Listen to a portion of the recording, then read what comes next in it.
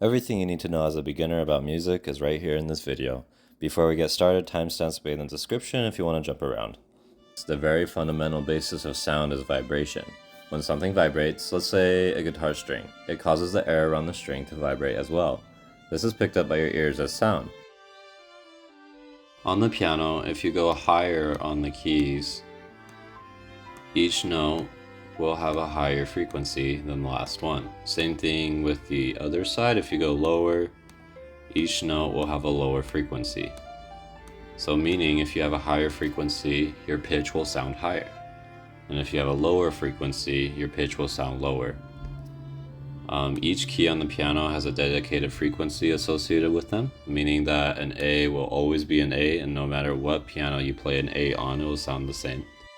Observing these vibrations, humans use 12 main notes to use in music. They are A sharp or B flat, B, C sharp or D flat, D sharp or E flat, E, F sharp or G flat, G sharp or A flat, and then back to A. Each step between these is called a half step, like moving to the next key on the piano. 2 half steps make a whole step. So, A to A sharp would be a half step. A to B would be a whole step. And what do you guys think B to C would be? A half step. Yep, there's no B flat. Okay, we got the notes, but how do we know which ones sound good together? This is where scales come in. Scales, from a textbook definition, just means a specific pattern of notes. However, humans have their own personal favorites because of how they sound. The most common are the major and minor scales. Each relative scale has its own pattern. Here are the patterns for the major scale and the minor scale.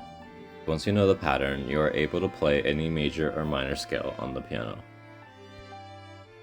There is one concept in music that some people would say is the most important to learn, and it is time. Imagine time as a grid and notes as events on that grid. This is called rhythm. The grid is broken into beats, and we count them. 1, 2, 3, 4. Repeat. Each beat can be divided into different note lengths. If a quarter note equals 1 beat, then a half note would equal 2 beats, as shown here. In the picture, this will contain the half note and the whole note. To recap, sound equals vibration. And observing this vibration, we made 12 notes separated by half steps, and we have scales to give you a formula for which notes to use. Rhythm tells us when to play them. Thank you for watching, guys, and hopefully you got a better understanding of music theory.